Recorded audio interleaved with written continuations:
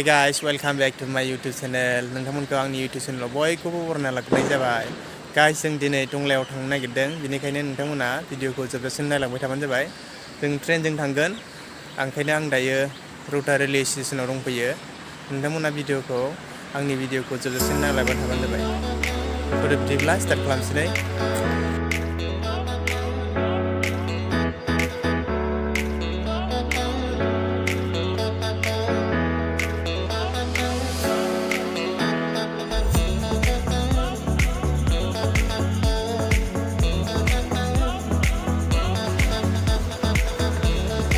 गोसोआव दसे गाखोबोबाय ट्रेन नेसान्दि ट्रेनाव फैगौनो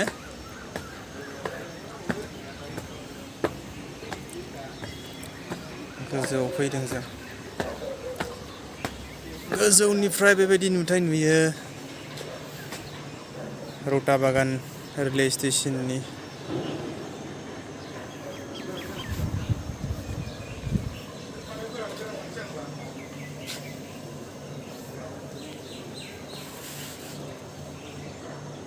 मोनफैबाय जोंनिया बे ट्रेनजों जों थांगोन गाइस थांगासिनो जोङो उदालगुरि मोनाखै उदालगुरि मोनसिगोन थांगासिनो दंथारो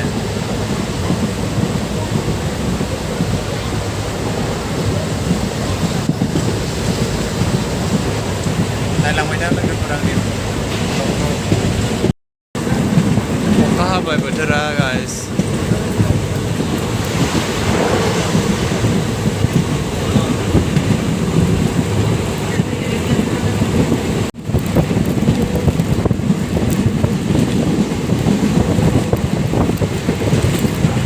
फुङाव गरम जादोंमोन दायो अखा हाबाय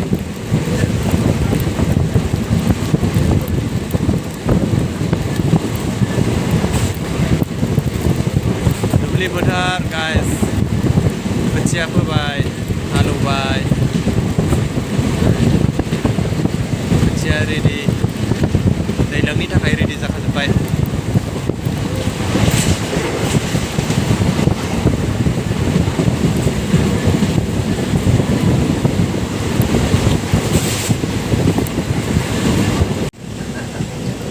टंला स्टेशन मोनसिगोन लोगोफोर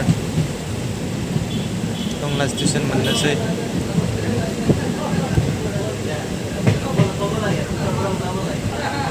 बियो दा नुनाया टंला उइकलि मार्केट लोगोफोर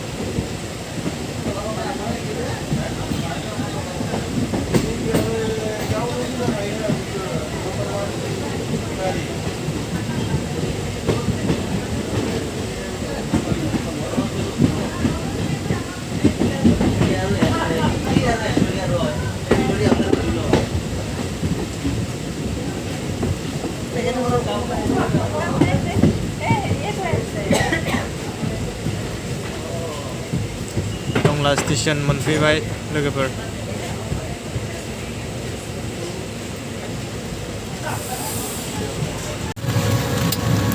टमटमाव फैनांबाय गाइस अखा हाबाय नालाय साथाबो गैयामोन टमटमजोंनो फैबाय दायो थांगासिनो रुमसिम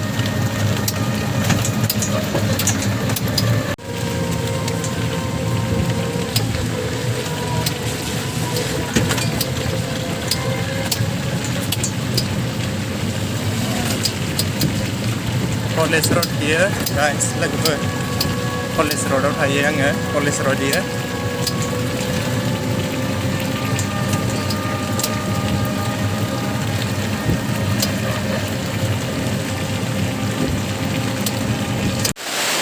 रुमाव मोनफैबाय गाइस बिराद अखा हाबाय दायो एसे सिजाबोबाय साथा गैयामोन नालाय टमटम गारिजों फैबाय ओंखायनो थेवबाबो एसे सिजाबोबाय आरो दायो भिडिअखौ जोबजासिम नायनायनि थाखाय नोंथांमोनखौ गोसो गोरबोनिफ्राय साबायखर जासिहरबाय दिनैनि ब्लगखौ बेयावनो दोनथ'नाय जाबाय थेंक इउ